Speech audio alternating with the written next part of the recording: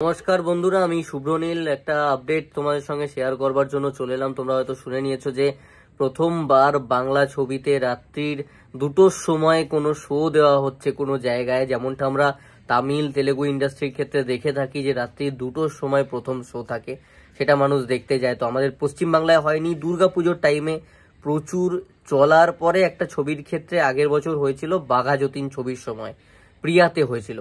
এই বছর কোন জায়গায় হচ্ছে তোমরা কি জানো? তোমরা জানো না।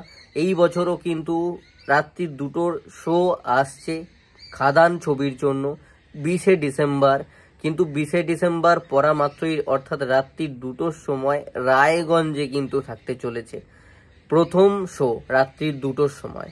রায়গঞ্জের কোনো এক সিনেমা হল, এক্স্যাক্ট ডিটেল তোমাদের সঙ্গে শেয়ার করা হবে, বা বুকমাই শোয়ে তোমরা চোখ রাখলে খাদানের তোমরা গিয়ে দেখতে পেয়ে যাবে।